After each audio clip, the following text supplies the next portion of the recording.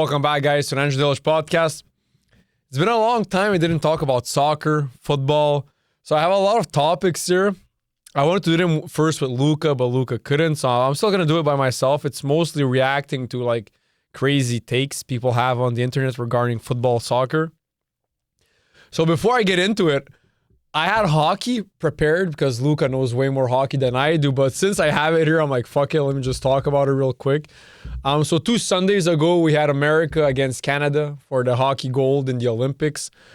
America won, of course. As much as I love America, as much as you guys know that how much I love America, when it comes between Canada and America, I'm always going to be Canadian first. And whenever there's going to be sporting events or just events in general where there is Canada versus America, well, Canada's always going to be my first team. Always, always. So, of course, I was cheering for Canada. I was pretty sure we were going to win. Like I said, I don't know that much about hockey, but I have a lot of friends who are Canadians and who know a lot about fucking hockey. And they all told me that right now we have an amazing team. We have a phenomenal team with amazing fucking players. Like, from what I know as a rookie hockey fan, of course, Connor McDavid, fucking the guy is he's a fucking angel on ice. I don't know if that makes sense, but that's why they call him McJesus.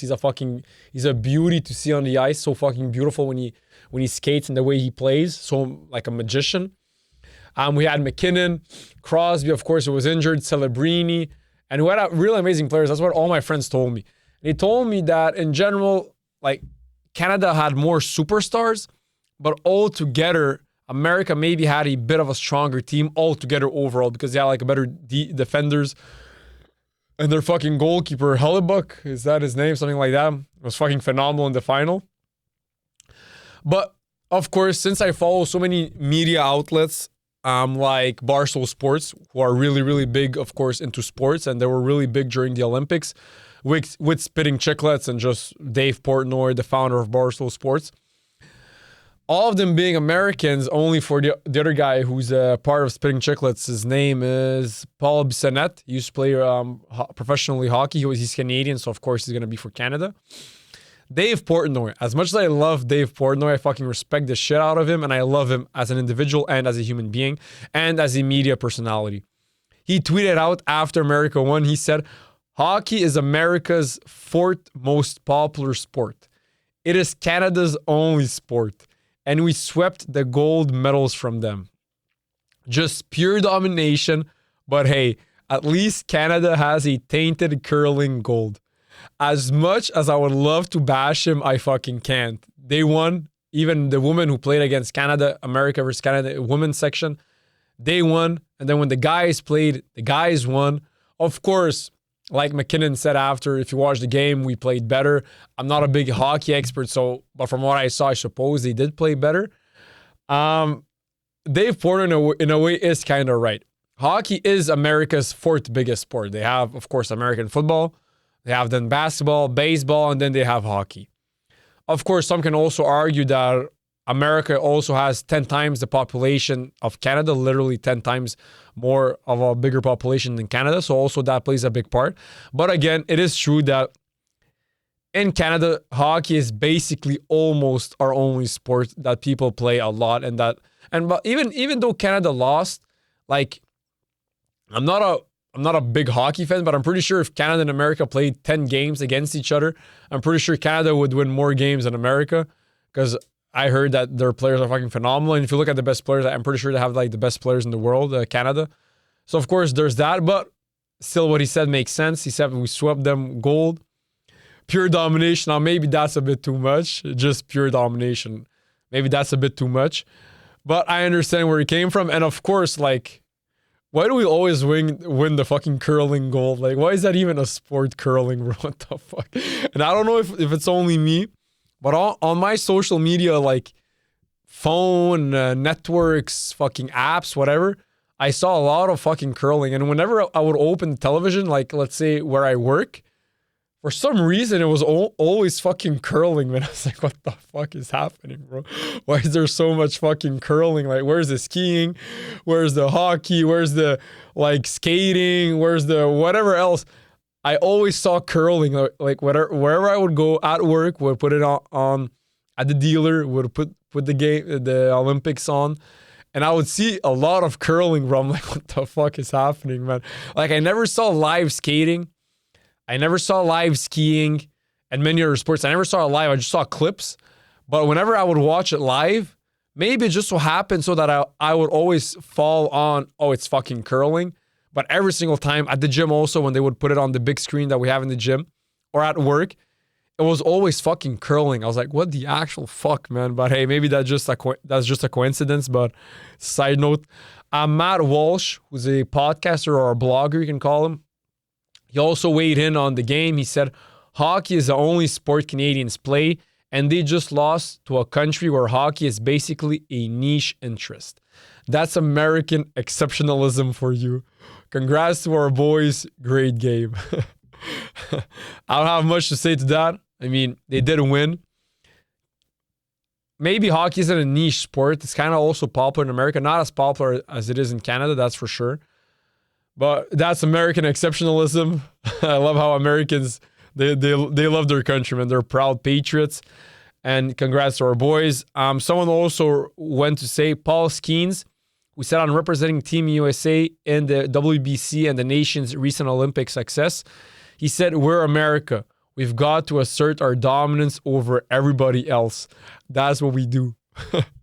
I agree, man. That's America. Like it or not, you can hate America all you want. Regarding sports, regarding politics, regarding whatever, one thing's for sure, they are by far the most powerful country on planet Earth.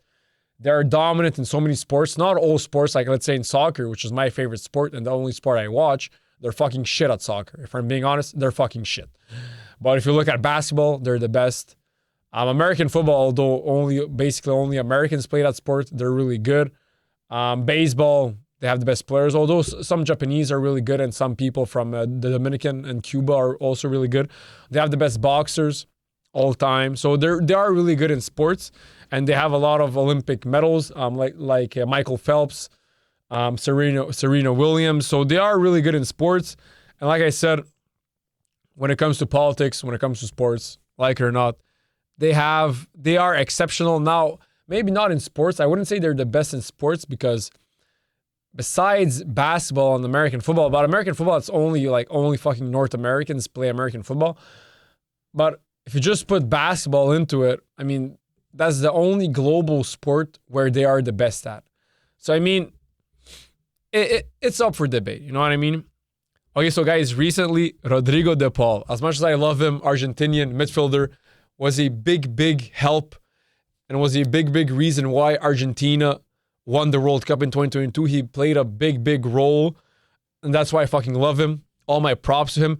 But recently, he said a fucking wild-ass take. This is a crazy fucking take from Rodrigo de Paul. And he said, I think it's harder to win the MLS than the Champions League.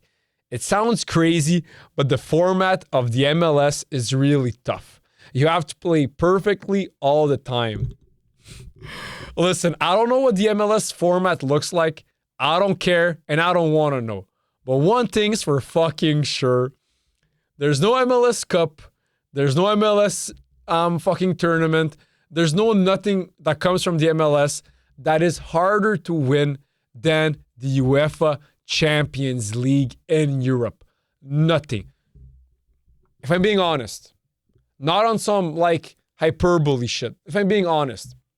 If me, an amateur soccer player, if I was to put some cleats on, go outside, find 10 other players, average players, amateurs like myself, we would create a team of 11 players, no substitutes. We don't need substitutes.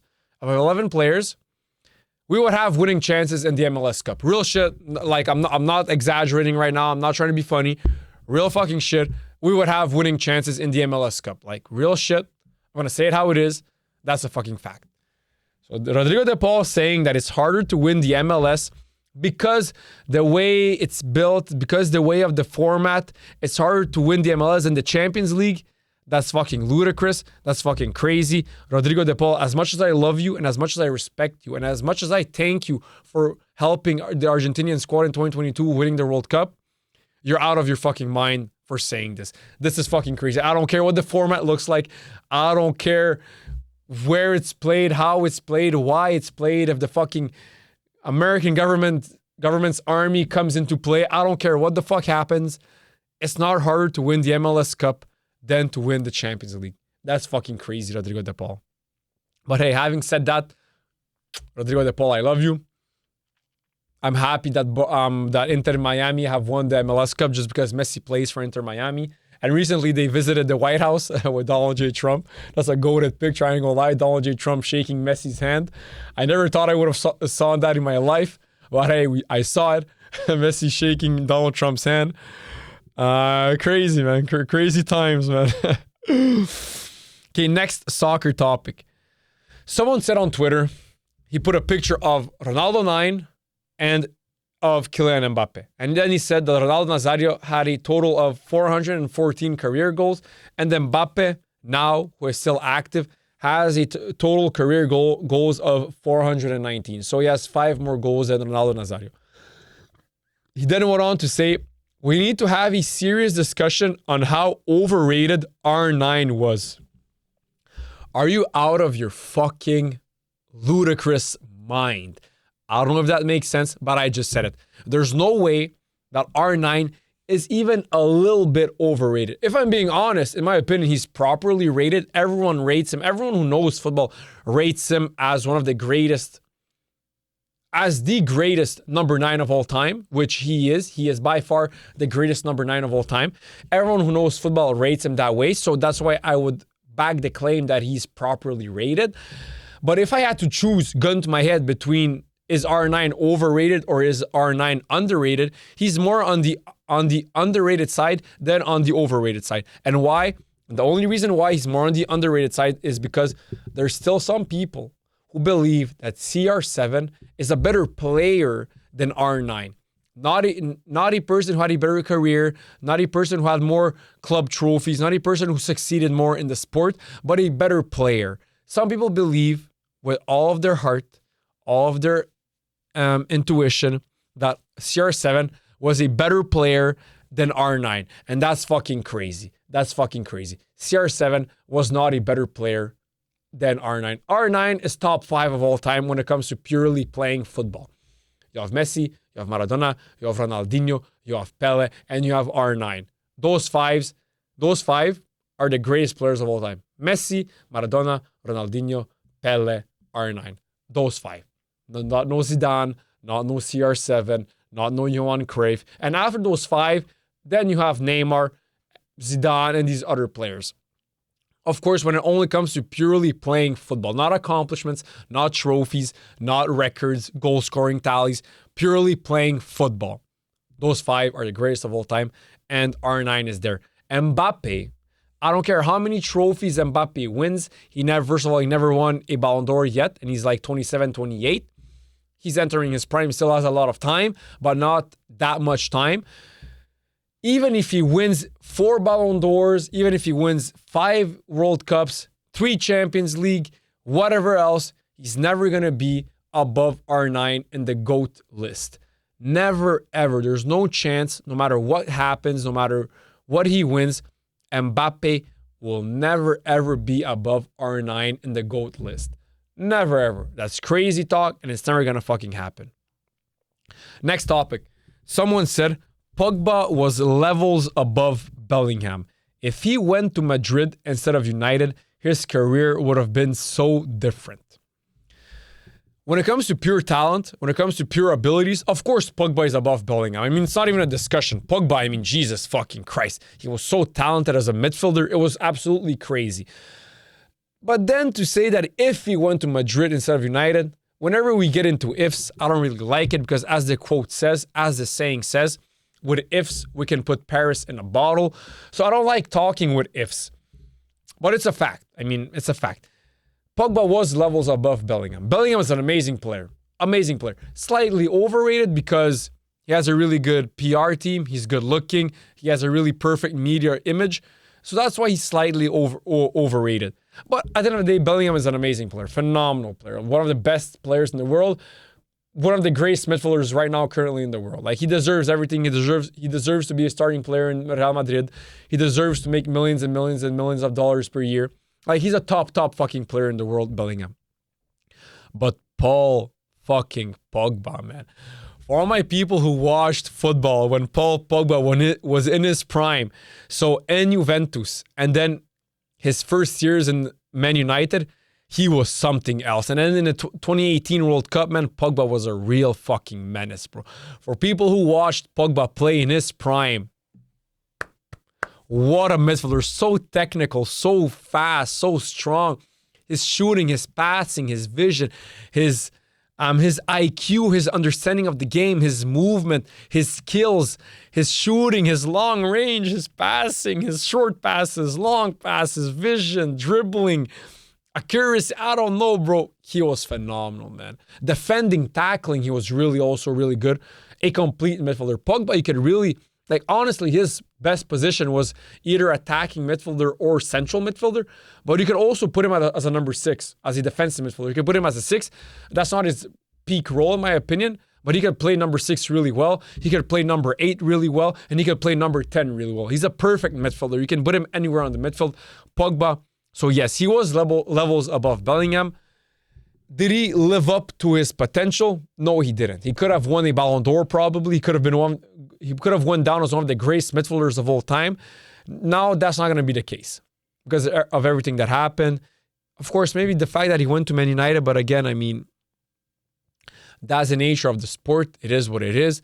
He's not going to go down as one of the best midfielders of all time, but he is, when it comes to purely ability-wise, purely playing ability, he could have ended up being one of the greatest midfielders of all time, man. Like top 20 he could have been. Maybe even top 10. Could he have been top? I don't think top 10. I think top 10 is a bit too far-fetched for Paul Pogba.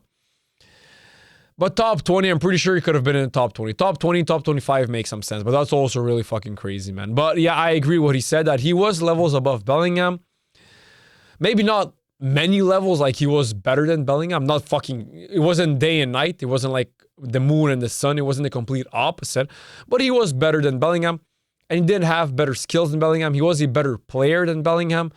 He did have more talent than Bellingham. He had better potential, a bigger potential than Bellingham. That's true. But he wasn't levels above Bellingham. Next topic.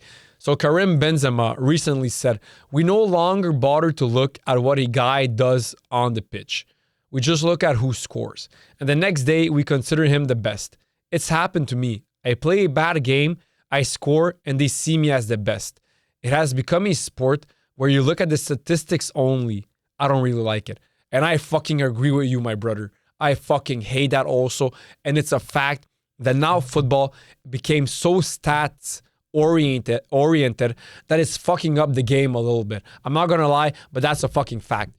Before, that wasn't the case. Before, when Ronaldinho was playing, when he was in his prime, we all knew Ronaldinho is the best player. We don't care how many goals he scored. We don't care if he even scored a fucking goal. We just knew he's the best player and that guy is the best goal scorer. That's how it was. When Maradona was playing in his prime in the 80s, 1986 was basically his prime. When Maradona was playing in his prime in the 80s, no one gave a fuck if he scored a goal. No one knew how many goals he scored. Actually, I do know. How can I say this? Gonzalo Higuain scored more goals, career goals, than Maradona. He's not even 1% as good as Maradona. So you know what I'm saying, guys? I mean, that's why goals aren't important when it comes to deciding who's the best player of all time. But to get back to my main argument. When Maradona was playing in the 80s, we all knew Maradona is the best player and this guy is the best goal scorer. We all knew that. When Johan Cruyff was playing in his prime in the 70s, we all knew Johan Cruyff is the best player and this guy is the best goal scorer. Gerd Müller, or even at the end of Cruyff's career, it was like Marco van Basten. In the 60s, of course, Pele scored a lot of fucking goals. But at the end of the day, the reason that Pele was the best player in the 60s wasn't because of all the goals he scored, but it was because of the way he played. So in the 60s, 70s, 80s, 90s, who was the best player in the 90s? Maradona was in his end in the 90s. Maybe Zidane. Let's say Zidane. Ronaldo Phenomenal, Zidane were like the best players in the 90s. Zidane almost basically never scored a goal. Of course, Ronaldo was a goal scorer, but we all knew they were the best players. Early 2000s, let's say Ronaldinho, Zidane, also Ronaldo. Ronaldinho was the best player. We never gave a shit how many goals he scored. We all knew that he's the best fucking player because when you look at him play, if someone knows football, when you watch him play, you see that he's the best player on fucking earth. In the 2010s, it just so happened that Messi was the best player on the pitch as a playmaker, and that at the same time, he's the greatest goal scorer of all time. That was just fucking crazy. Like I said so many times, that's like a freak of nature. To be the greatest playmaker of all time, and at the same time, to be the greatest goal scorer of all time, because that's what Messi is. Like, guys, it's literally a fact. Messi is the greatest playmaker of all time, and on top of that, he's the greatest goal scorer of all time. And if I might add, I don't want to be too, how can I say this? Crazy? I guess, for lack of a better word, I don't want to be too crazy. But Messi is also probably the best defensive player of all time and just the greatest fucking player of all fucking time when it comes to whatever. That's who Lionel Andres fucking Messi is. So it just so happened that in the 2010s and even in the 2020s, because Messi even now in 2026, I said it so many times, he's still the best player on planet Earth. It just so happened that the best playmaker is also the best goal scorer. But the reason that Messi is the best player isn't because he's the best goal scorer, but it's mainly because he's the best playmaker. So being the best playmaker is the most important, and it's the number one aspect when it comes to deciding who's the best player in soccer, in European football. I don't know how it works for other sports. I'm not an expert in other sports. I'm only a football, soccer expert. That's the only sport I'm an expert in. And that's a fact. Messi, the reason Messi is the greatest player of all time isn't because he's the greatest goal scorer of all time, but it's mainly because he's the greatest playmaker of all time, the greatest dribbler of all time, the greatest passer of all time, the best vision of all time, the greatest footballing IQ of all time, the greatest fucking playmaker of all time. And then on top of that, you add, he's also, you know what, the greatest fucking finisher of all time. That's like the cherry on top. But it's a fact that he also is the greatest fucking finisher of all time, goal scorer of all time. So I agree with what Benzema said. Nowadays, people focus way too much on scoring goals because, like, if you watch football, if you know football, a player can literally score a hat trick of tap-ins or 2 goals that are from penalties and 1 is a tap-in, and the rest of the game he played like shit. Did he actually have a good game? Like, of course he scored a hat trick, and like it or not, yes, it's a penalty, but you still have to score that penalty. It's part of the game. Yes, I understand that. Like, don't get me wrong. But still, like, it was 2 penalties and 1 tap-in. Like, you know what I mean? Or let's just say a player had a really bad fucking game, but he scores 1 goal and then he wins the game for his team. And that 1 goal was like a tap-in. Does he really deserve to be man of the match? Like, I understand he scored the goal and that goal made his team win the game, but all the build-up to the goal, like he scored a tap-in, so all the build-up, who made the game, who created the play, like there's a lot behind just scoring a goal. The goal is the end product of everything that the 11 players did behind that goal getting scored. That's why I agree that now people focus way too much on who scored goals, who scored more goals. Like, in football, that doesn't work. It doesn't work like that. How it works in football, to be the best player in football, you can't be the greatest goal scorer and be the best player. But in order for that to be the case, you have, by default, to be the greatest playmaker in the world. If you want to be the best player in the world when it comes to soccer, football, you have, by default, to be the greatest playmaker. That's the number one. Be the greatest playmaker. Maradona, the only reason Maradona was the greatest player in his time, in his prime, was because he was the greatest playmaker. Same goes for Johan Cruyff, same goes for Pele, same goes for Zidane, same goes for Ronaldo 9, same goes for Ronaldinho, and same goes for fucking Messi, and same will go for, let's say, Lamine Yamal or anyone else. You have to be the greatest playmaker of all time. Next topic. Someone put a picture of 7 Spanish midfielders. Probably the 7 greatest Spanish midfielders of all time. So there's Xabi Alonso, Andres Iniesta, Sergio Busquets, Xavi, David Silva, Cesc Fabregas, and Rodri. And then he went on to say, football is a funny sport because tell me how the only player with a Ballon d'Or here is the one who's supposed to leave. Facts. Out of all these midfielders here, the worst one is Rodri. It's between Rodri and Xabi Alonso. Saying that, I'm not saying that Xabi Alonso and Rodri are bad players. They're phenomenal players, amazing midfielders. But when you put them next to Iniesta, next to Busquets, Xavi, David Silva, and Cesc Fabregas, Rodri and Xabi Alonso are the two worst out of all those 7 midfielders. And he's the only player there with a Ballon d'Or. But yes, of course, guys, the only reason he has a Ballon d'Or is because of he played in more luckier times, if I might say. Because when Xavi and Iniesta played in their prime with Busquets and David Silva and Fabregas and Xabi Alonso, when they all played in their prime, Messi was a fucking king of Europe. He was a king of the world when it came to football, soccer. He was the king of the world. So of course, I don't care how much of a good fucking midfielder you are, like Xavi, like Iniesta, like Busquets, like David Silva, like Fabregas, like Xabi Alonso. I don't care how fucking good of a midfielder you are. When there's fucking Lionel Andres, Messi, Cusitini, you ain't winning nothing, brother. Believe me. If there's anyone who's winning a Ballon d'Or, it's fucking Lionel Messi. Now, should Iniesta have won Ballon d'Or? Probably. There's probably a year he should have won it instead of Cristiano Ronaldo, not instead of Messi. I mean, in my opinion, if we're going logical, from 2009 to 2026, Messi should have won every single Ballon d'Or because every single year he's the best player. And that's what the Ballon d'Or is. The Ballon d'Or is for the best player. That's what it is. But I agree with this quote, with this tweet from this guy, that football is a funny sport because tell me how the only player with a Ballon d'Or here is the one who's supposed to leave, and it's Rodri. I agree. And don't get me wrong, Rodri is an amazing defensive midfielder, one of the greatest midfielders right now in the world. But when you put him next to all these fucking legendary players, he's the worst. Next topic. Zlatan went on to say, he said, sometimes I think Neymar gets more criticism than he deserves. Facts. Thank you. That's a fucking fact. Sometimes Neymar gets way more criticism than he actually deserves, and that's a fucking fact. He said, I'm happy for him. I think he's a good example for footballers and kids. He's the kind of player every child wants to be.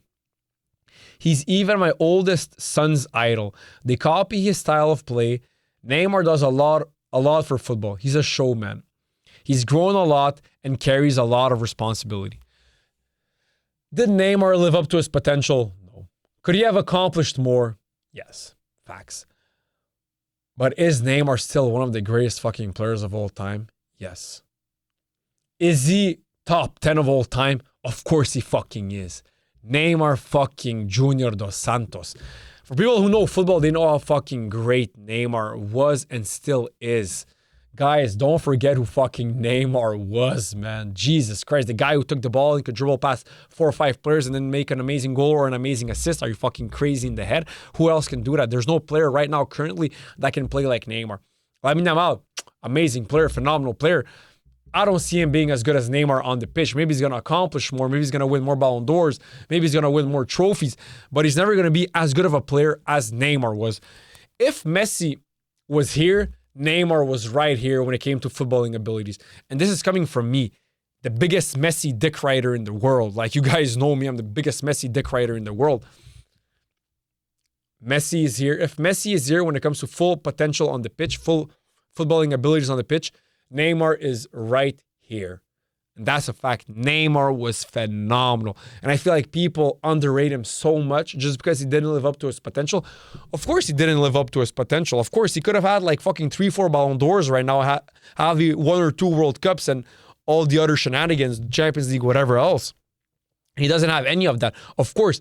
But he's still one of the greatest players of all time, Neymar fucking Jr. Are you guys crazy? He's better than Cruyff. He's better than Zidane. He's better than Michel Platini. He's better than who else can there be? There's only 5 players who play better than Neymar. Messi, Maradona, Ronaldinho, Ronaldo 9, and Pele. Only those 5 players play football better than Neymar. No one else.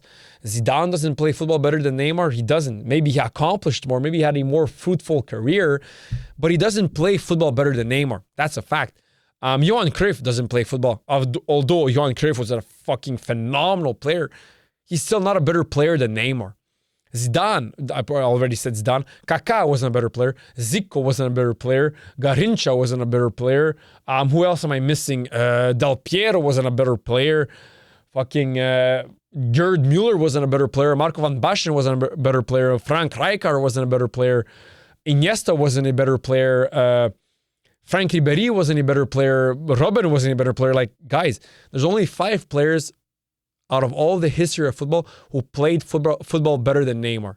Messi, Ronaldinho, Maradona, Pele, Ronaldo 9. No one else plays football better than Neymar instead of those 5 guys. That's why I feel like Neymar gets a lot of hate. And I feel like a lot of people hate him because he was a showman. Sometimes on the pitch, he would boast a lot, show his flair, showboat a lot. So I guess some people can hate that. But at the end of the day, I mean, Neymar is a really good person. You never really heard any controversies regarding him. Just a little bit of here and there, not something big. So he's a really good person. And as a player, I mean, Jesus fucking Christ, Neymar, man. Like, what a player, man. What a fucking player, Neymar, man. Okay, so next topic. So someone did Ranker, which is a big media outlet. They did the 10 greatest Brazilian football players of all time. First, they put Pele. Second, they put Ronaldinho. Third, they put Ronaldo Nazário. Fourth, they put Roberto Carlos. Fifth, they put Neymar. Sixth, they put Zico. 7, they put Rivaldo. 8, Kaká. 9, Cafu. 10, Garrincha. I almost agree with everything. But first, I would put Ronaldinho. Second, I would put Pele. No, first, I would put Ronaldinho as the greatest Brazilian player of all time and probably the greatest soccer player of all time to ever exist with Messi and Maradona. So for the greatest Brazilian players of all time, first I would put Ronaldinho. Second, I would put Ronaldo Nazário. Third, I would put Pele. And then fourth, instead of fifth, I would put Neymar Jr. do Brasil. Because Neymar is fucking him. Like I said, after Pele, Ronaldinho, and Ronaldo Nazário, Neymar is the greatest Brazilian player to ever exist. And then I would go on with Roberto Carlos, Zico, Rivaldo, Kaká, Cafu, and then Garrincha. Next topic. Mbappe recently said, and I'm quoting him, he said, "I don't know if we are prepared to play 60 matches. I don't recall ever seeing a player perform at their best for 60 matches. We need more rest." I agree, man. Like nowadays, players are playing so many games because there's so many new tournaments and they're just playing way more games that I feel like it's a bit too much. Of course, football is such a fucking moneymaker. They all want to make money. All these teams, all these outlets, all these competitions, they all want to maximize profit. So of course they're going to put as many games as possible. But 60 matches a season is way too much for players, man. From August to let's say May, 60 games is way too much, man. Like I agree with Mbappe, it's way too much. It was never done before in the past. Like before, they will play 38 games in the league and then maybe 10 or 12 games at the most, which isn't part of the league. But now they're playing 60. That's like another 10 or 15 games extra. That's a lot, man. People don't realize, but that's a fucking lot. And it's hard to perform to your best capabilities, to play to your best abilities for 60 matches. And they do need rest. If they don't get enough rest, they're going to be more injury prone. They're going to have higher chance of getting injured and many other things. So I agree. But then, of course, with social media being social media, everyone has something to say, which they have the right. I'm all for liberty of expression. I do it myself. I have a podcast. I talk about everything. So if I'm going to do it, everyone else has the right. And I'm happy that everyone has the right, even if I don't agree with them. I'm still happy that you guys have the right to fully express yourself. And someone said they get paid generational wealth weekly to play for 90 minutes once or twice a week. Some people have to go to a 9-to-5 every day for breadcrumbs. Athletes have no idea how easy life is for them. I understand where he's coming from. I understand. But at the same time, no one gave Mbappe that job. He worked for it. He took the risks. He made the sacrifices. Big fucking sacrifices. He worked his ass off to be in the position that he currently is. No one gave it to him. He took it by himself. So he deserves it. The reason that he is in his position is because he worked fucking hard. He made a lot of sacrifices. He did things that many people weren't ready to do. He sacrificed way more than the people who work a regular 9 to 5. He worked way harder than those people to get to where he is. And that's why he has the luxury to play soccer, to play a sport, and to make millions of dollars, is because when we were young, when we weren't ready to make those sacrifices because it was really hard to get up early in the morning, to go run before school, to go then train at soccer 2-3 times a day, every single day, not party, not do this, not go out with friends, just be focused into soccer. Because he was ready and willing, and because he did it when he was younger, because he was so locked in when he was younger, now he's enjoying the fruits of his labor, which he deserves. So the guy who said what I just quoted, I don't agree with him. Mbappe, no one gave it to him. He took it by himself. He made a lot of sacrifices. He worked really fucking hard to be in the position that he currently is. And that's why he gets paid generational wealth weekly to play 90 minutes once or twice a week. It's because he worked his way there. No one gave it to him. He fucking took it. He made sacrifices and he put himself into that position. That's why he's blessed now with that job. So again, on Twitter, someone wrote, I cannot fucking believe someone wrote this, but hey, like I said, I'm happy that everyone has the right to express themselves. Even if I don't agree, I'm still happy you have that right. He said, R9 is overrated and nowhere near Cristiano Ronaldo, Rooney, or Messi.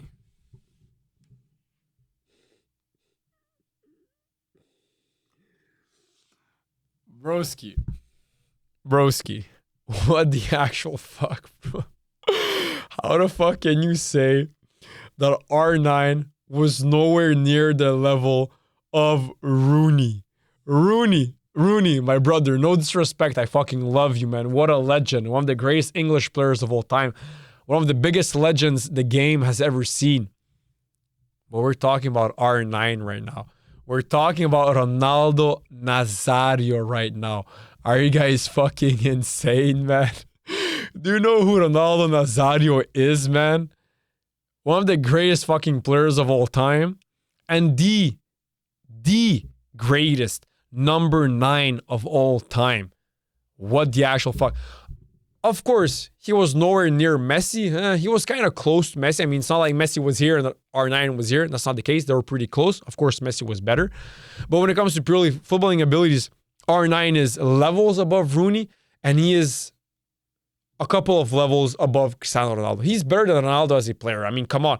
If you guys know football, if you ever watched R9 play, and if you ever watched Cristiano Ronaldo play, you know that R9 is a better football player than Cristiano Ronaldo. And that's a fucking fact. You can't say otherwise. You can't say the opposite. R9 was a better player than Cristiano Ronaldo. And that's a fact. And of course, he's a better player than Rooney. Rooney, I fucking love and respect you. An amazing player. Like I said, one of the biggest legends the game has ever seen. One of the greatest English players of all time. Easily top 5, top 6. But you're not like R9, broski. I mean, the guy who wrote this on Twitter, that's fucking crazy. At United Trey, that's kind of fucking crazy to say that R9 is overrated. First of all, just say that R9 is overrated. That's fucking ludicrous. That's fucking crazy. But then to go on to add to it, R9 is overrated, and to add, and nowhere near Ronaldo, Cristiano Ronaldo, Rooney, and Messi. That's crazy. Messi, I understand, but Rooney and CR7, that's fucking crazy, man. Next topic. Francesco Totti, legend of the game, one of the greatest Italian players of all time. He said, if Lionel Messi had spent 25 years at Roma, let me redo it. Francesco Totti said, if Lionel Messi had spent 25 years at Roma, would he have 8 Ballon d'Or awards? No. Messi would have 0 Ballon d'Or awards at Roma. I could have joined Real Madrid, but I never thought about playing for another team. Only Maldini and I played 25 years with the same club. I love the loyalty to the club. You're probably more loyal to your club than to your wife. I don't know. I'm not saying anything, but there's higher chance of you being more loyal to your club than to your wife. So I respect how loyal you and Maldini were to your club. But let's get into what you said about Messi. If Messi would have spent his career playing for the worst fucking team, he would have won still 8 Ballon d'Ors because he's the greatest fucking player of all time. Now, of course, if somehow Messi was the player he is and he only stayed at fucking a Polish team in the Polish league because he wanted to be loyal to the team and he doesn't want to leave and join a team that is up to his talent, then of course he never would have won a Ballon d'Or because, I mean, fuck, no one would ever watch him play, no one would have gave a fuck about him. But he still would have remained the best player on planet Earth. No matter which team Messi would have ever played for, he would remain the best player on planet fucking Earth and the best player of all time. That's a fact. Now, when you are the best player of all time, that translates into you playing into one of the best teams in the world. Mind-blowing, right? Wow, so crazy. No, it's fucking not. 1 + 1 = 2. The best player playing for the best team equals normal, equals something logical. I understand what he's trying to say. He's trying to say that maybe if he joined a better team, maybe he would have won a Ballon d'Or. Maybe he would have, who knows, like, fuck, you know what I mean? Like, if Michael Owen could have won a Ballon d'Or, why not Francesco Totti, right? Like, am I right there? Of course I'm right. But, like, don't put Messi into the equation. I mean, fuck, he's the greatest player of all time. And the fact that Messi only has 8 Ballon d'Ors, that's one of the biggest robberies in the history of the sport. Messi should, at the minimum, have 12 Ballon d'Ors. At the minimum, like at the bare minimum, he should have 12 Ballon d'Ors for it to not be considered a robbery, one of the biggest robberies in the sport of football soccer. But hey, he has 8. 3 more in Cristiano Ronaldo, who is second. Okay, why not? I'm going to take it. But he should have minimum 12 Ballon d'Ors. I understand what Francesco Totti is trying to say. I understand where he's coming from. But that's a ludicrous take. That's a crazy take. That's not the case. It's not the case. Yes, if Francesco Totti would have played for Real Madrid, if he would have won a Champions League, been the best goal scorer, been the best player, then maybe he would have won a Ballon d'Or. Because if Pavel Nedved could have won it in 2004, if Michael Owen won it in 2001, why not Francesco Totti, right? Pavel Nedved and Michael Owen aren't better players than Francesco Totti. They're not. So Francesco Totti could have won it also. But let's not bring Messi into the equation of your logical argumentation. Let's not do that because Messi, it's something else. Like Messi should have 12 Ballon d'Ors right now, and that's something else. So recently, Messi, of course, playing in the MLS, which is in America and Canada. The official language is being English. For people who don't know, Messi never learned English. And I always knew this because he's from Argentina. And then he lived his entire life in Spain. And then like a couple of years in France. And then now in Miami. But he never learned English. And I remember him talking with referees in the Champions League who were referees who spoke English. He only knew like a couple of words like, hey, referee, foul, time, what is time? Like he only knew a couple of words, but he never learned the language. And he recently said in an interview, he said, not having learned English as a kid, I regret it. I had the time to study at least English and I didn't do it and I regret it a lot. I understand, like it or not, English is the main language in the world. Like wherever you go, English is like the main language. And the reason why is because the British Empire, they fucking colonized and conquered the entire world. So that's why they brought their culture everywhere and their language. That's why English is the number one language in the world, is the biggest language. Everyone must know English because it is what it is. And it's also really fucking easy to learn English. So that's a fact. So I understand him regretting not learning it because to learn it now at his age, 38, it's way different and way harder than to learn it at the age of, let's say, 12 or 13. It's way fucking different. It's way harder and it's way more complicated. He's going to learn it. English is really easy. My parents, when they immigrated here from Serbia, just like Messi, they knew a couple of words like, oh, I love you, hello, like a couple of words. But they learned it. I think my dad learned English. It took him like 6 months to learn it. So he learned it pretty quick. But like, to be a global superstar like Lionel Messi, you have to know English. Like, you don't have to know English if you spend your entire life as a fucking chef in Italy. Like, you're going to be in Italy, you're going to speak Italian, you're going to be good. You're not a world star, renowned athlete. You're going to live your life in Italy. You're always going to speak Italian, so who cares? But even then, you should know English because, like it or not, like, America is the most powerful nation on earth. They do have the biggest influence on planet Earth.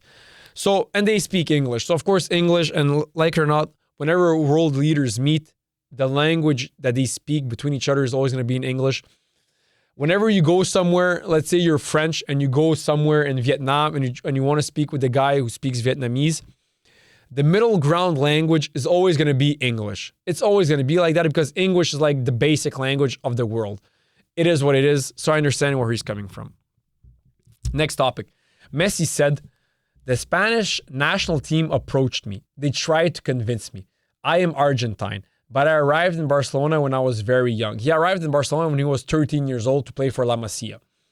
There was a possibility that I could play for Spain, but my desire was always to play for Argentina. I understand he's born there, he's raised there until the age of 13. And like it or not, the reason he immigrated to Spain wasn't because he was looking for a better life. I mean, to a certain degree, yes, but it was more of a professional move. It was a career move than anything else. So of course, he's always going to feel more Argentine. His parents are Argentine and everything. But he does also probably feel there is some Spanish in him because like it or not, he's there from the age of 13. He was there for like 20 years easily. So of course, he's going to feel Spanish to a certain degree. But I understand him having the desire to play for Argentina. But guys, just imagine if Messi would have played for Spain. 2008 Euros, just like they did, they won it. They would have still won it with Messi. 2010 World Cup, they would have won it, just like they did without Messi. 2012 Euros, they would have won it, just like they did without Messi. 2014 World Cup, they would have won it. They didn't, but with Messi, they would have won it. 2016 Euros, they would have won it with Messi. 2018 World Cup, they would have won it with Messi. 2021 Euros, they would have won it with Messi. 2022 World Cup, they would have won it with Messi. 2024 Euros, they would have won it with Messi. They won it without Messi, but they just would have won it even more with Messi. And in 2026, with Messi, they would have fucking won it. If Messi would have played for Spain, it would have been pure domination. Spain would have won every major national tournament since 2018 to 2026. Every single fucking tournament. Not maybe 80% of all tournaments. Every single tournament from 2008 to 2026, Messi and the Spanish national team would have won every single major national trophy that they ever played. And that's a fucking fact. It would have been fucking crazy. But that's not what happened. Messi, of course, he's Argentinian. He decided to play for Argentina, which is also a very beautiful choice. But I'm just saying that if it would have happened, like I said, I don't like to talk with ifs because with ifs, we can put Paris in a bottle. But if it was to happen, if it would have happened, it would have been fucking bonkers, man. It would have been ludicrous. Next topic. Michel Platini recently said, he said it in French. So I'm going to read it in French and then I'm going to translate it in, you know what, I'm just going to say it in English. I am disappointed of the quality of footballers we have today. I don't see anyone exceptional. The last person to have been exceptional is Lionel Messi. I agree, man. Like, nowadays, football is in a downward spiral. It's in a slump.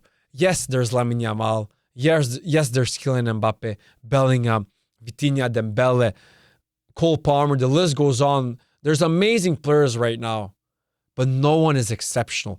Like, Lamine Yamal, he's the greatest right now. He's the most exceptional out of all these players. But how exceptional is he truly? Like, he is probably the greatest 17-year-old of all time. And 18, maybe can add. Maybe 18. 17 for sure. But like I said, I feel like as a player, Neymar is better than him. Like, he's never going to be as good as Neymar as a player. He's probably going to accomplish more. But as a player, he's never going to be as good as Neymar was. So that's why I kind of agree with Michel Platini, man. It's sad to say, but I agree with him, man. Right now, football, the quality of football is so different, man. It's not what it was. Of course, at the same time, we got to understand, I mean, the 2010s were fucking crazy. From 2008 to 2020, just before COVID hit, those were the 12 greatest years of football. That was the greatest decade of football to ever exist. And I sincerely think that it will never, ever, ever happen again, man. That was fucking crazy. I don't ever see it happening again, and I don't think it will ever happen again. From 2008 when Ronaldo won his first Ballon d'Or with Man United since 2020, before COVID. Let's even add 2022 because Messi won the World Cup. So from 2008 to 2022, those were the golden years of football. It has never happened before, and I'm ready to make this claim. I'm ready to make this prediction that it will never, ever, ever happen again, man. And I'm not afraid to make that claim because I don't see it happening again, man. Next topic. Someone wrote on Twitter, again, let's see if I'm going to get mad or not. Someone wrote on Twitter, unpopular opinion, but one of the most overrated players in Premier League history is Yaya Toure. Guys, I don't know why people hate and underrate Yaya Toure so much.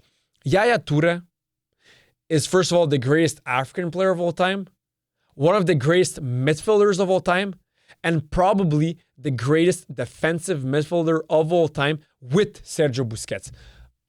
Different style, different players, both same level, man. I can't take that away from Yaya Toure, man. Yaya Toure was fucking phenomenal, man. Phenomenal. Not a little bit overrated. Actually, he's highly underrated. Yaya Toure, he's really fucking underrated. People who watched him play in his prime in Man City and in Barcelona know who fucking Yaya Toure was, man. What a player, man. What a fucking menace on the pitch, bro. Wow, what a fucking midfielder, man. Greatest African player of all time. One of the greatest midfielders of all time. And the greatest defensive midfielder of all time with Sergio Busquets. Busquets isn't better than Yaya Toure, but Yaya Toure also isn't better than Busquets. They're right next to each other, man. He went on to say he's remembered for one season where he scored 6 goals from open play and he completely neglected defensive responsibility.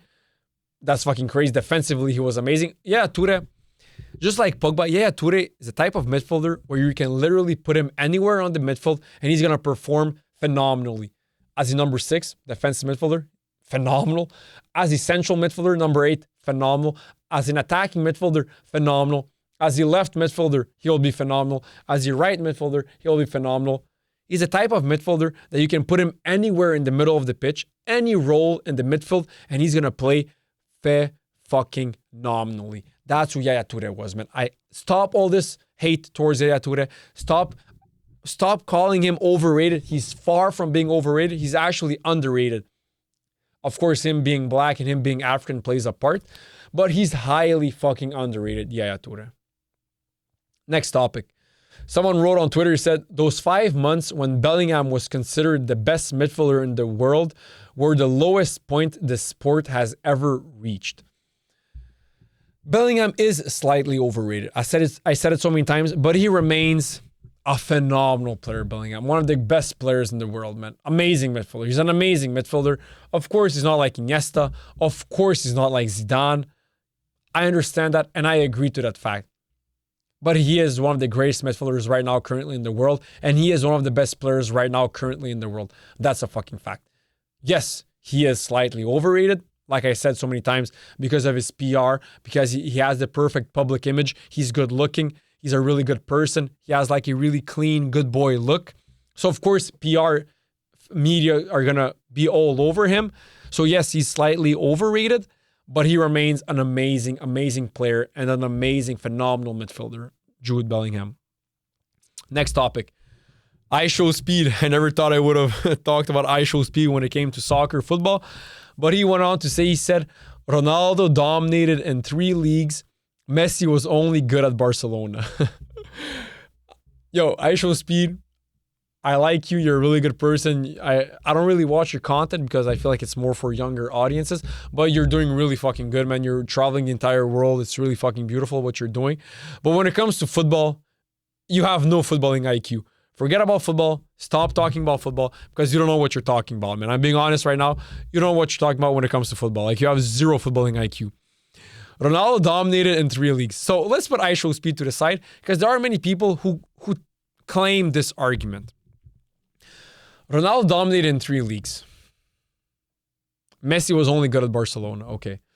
When Barcelona played in the Champions League against German teams, against English teams, against Italian teams, against French teams, against fucking Serbian teams. Messi dominated and destroyed all of those fucking teams. Do you guys remember what Messi did to Bayern Munich? He fucking obliterated them.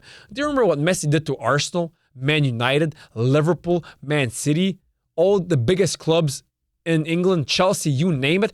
He fucking destroyed all of those clubs. Tottenham Hotspur, he destroyed those fucking clubs.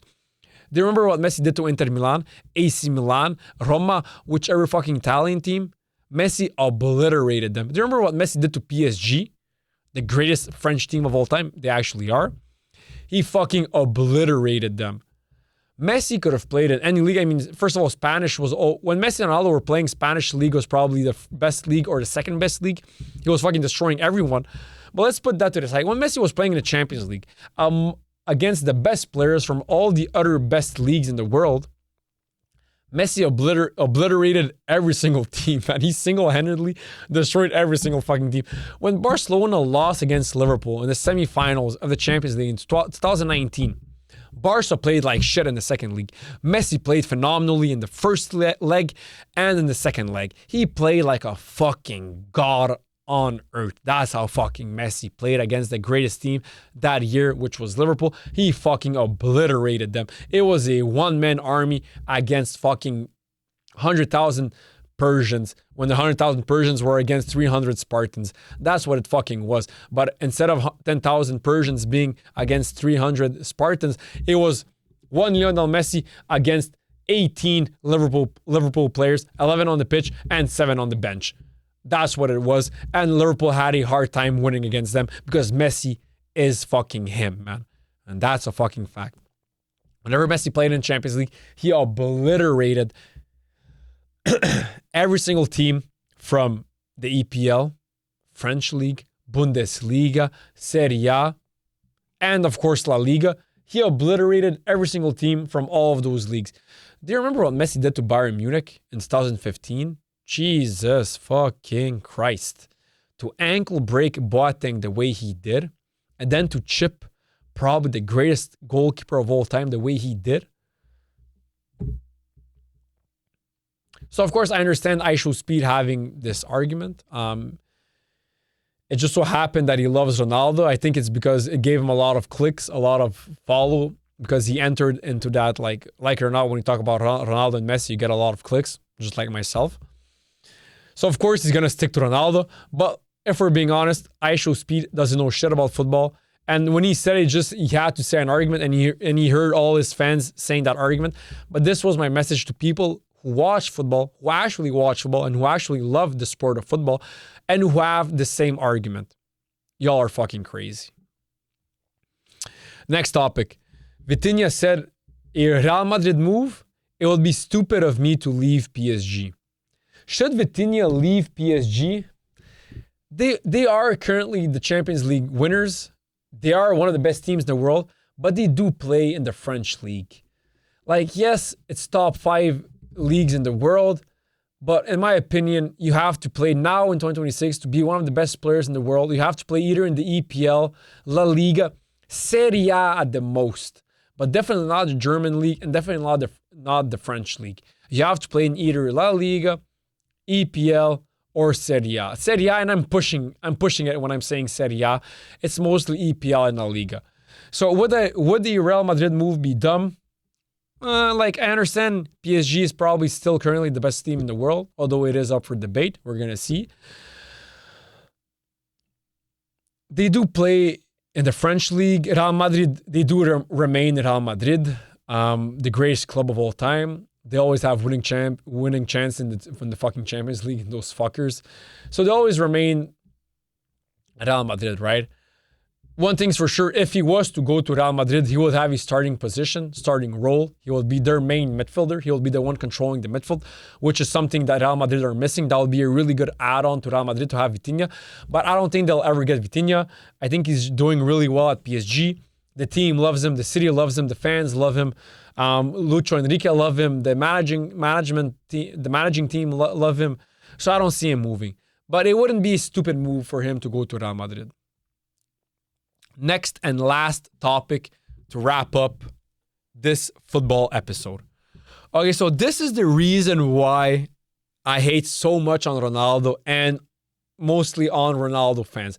I love Cristiano Ronaldo. People think I hate him. I don't. Sometimes, of course, I use hyperbole to just explain how much Messi is better than Ronaldo as a player. He is better than Ronaldo as a player. He's better than Ronaldo. But at the same time, I say it how it is. I respect the shit out of Ronaldo, and I look up to Ronaldo. Like it or not, that's a person who worked so hard and who did everything he can in order to accomplish his dreams. So how can you not love and respect a person like Cristiano Ronaldo? I fucking respect and love the shit out of Ronaldo. But when it comes to purely footballing abilities, when it comes to being a soccer player, Messi is miles above Ronaldo. There's no comparisons there. But also, let me add, if someone gave me the choice to either have Ronaldo's life or Messi's life all together, not just footballing as a football player, not just footballing abilities, but all together, I would rather have Ronaldo's life because of everything he has, everything he accomplished. So I don't hate Ronaldo. I love him and I look up to him. He's a real good role model to have, Cristiano Ronaldo. But let's stick to football. And this is why I hate Ronaldo fans so fucking much. There is a post of Kylian Mbappe. When he was young, he wrote on Facebook, he said, in French, I'm going to translate it. Cristiano Ronaldo is faster, more physique, more technical, better looking, and simply better than Lionel Messi. Okay, he's maybe faster and a better physique, and he's also better looking than Messi, of course. But to say that he's more technical than Messi, that's fucking crazy. How can you say? And this is Mbappe. I mean, okay, yes, he was young, 2011, so he's like 13 years old. Mbappe being Mbappe, he probably watched football, and he watched football like a fucking maniac, because I watched football like a maniac, and he probably loves football even more than I do, so he probably also watched football like a maniac. And in 2011, when Messi was in his prime with Barcelona, when he won the Champions League with Barcelona, to say that Ronaldo was more technical than Messi, that's fucking crazy. Yes, he was always faster and always stronger, more physical than Messi, better looking also. Yeah, he's better looking than Messi. But to say that he's more technical and that he's simply just better than Messi as a player, that's fucking crazy. And like if it would have came from like a random person, I wouldn't really care. But this came from Mbappe. Of course, he was 13 years old. But I remember when I was 13 years old and I watched players play, I knew who was better than who. And I knew definitely who was more technical than who. And that's why sometimes Ronaldo fans, they go too crazy. And this is just too crazy. Never ever was Ronaldo ever more technical than Messi or ever better simply as a whole player than Lionel Messi. So guys, that was it for this episode. See you next episode. Peace out.